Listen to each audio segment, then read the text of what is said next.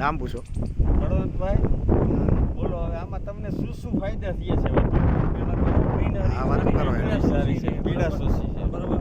પછી આ જાડાઈમાં જ્યાં જો મગફળી કેવો બેઠક સારી છે, બેઠક સારી છે, બરાબર. હા, પછી આ ગ્રીનરી એક તો પહેલા તો આવી જાય એમાં, બરોબર. બરાબર. પછી બીજી દવાનું રિઝલ્ટ સારું આવે છે, રિયલ સારું આવે, બરાબર. અને જમીન પહોંચી હા, રહે. જમીન પહોંચી રહી છે. આટલા ઈ ફાયદા, ફાયદા, આટલા ફાયદા આ ફાયદા. 3 પ્રોડક્ટમાં થાય છે, થાય. બરાબર ને? તો હવે આ વપરાય આપણે, વપરાય જ ને. વપરાય ને? હા. તો ખેડૂતને આ તરફ જવું પડે, ફરજિયાત.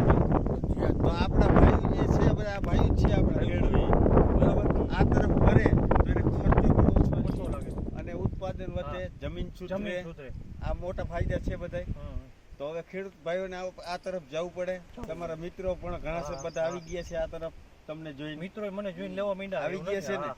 તો આવી રીતે આપણે 25 માંથી 50 ને 50 માંથી 100 હા, એવી રીતે આગળ. આ રીતે આપણે આગળ વધારવાના છે ભાઈઓને, બરાબર. હમ.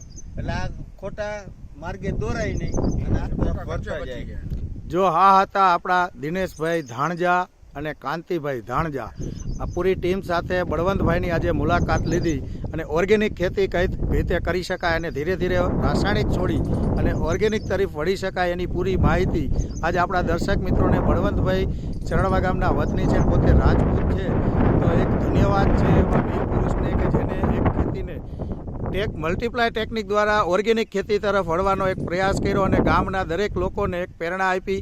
અને આ જોઈને દરેક લોકો કૃષિ બલમ, મેજિક રૂટ અને મલ્ટીપ્લાય દ્વારા ઓર્ગેનિક ખેતી કરે એવા બળવંતભાઈએ બધા વ્યક્તિને આહવાન આપે છે કે દરેક લોકો આ ખેતીની અંદર ખૂબ પ્રગતિ કરો એવી આશા સાથે. જય હિન્દ, જય ભારત.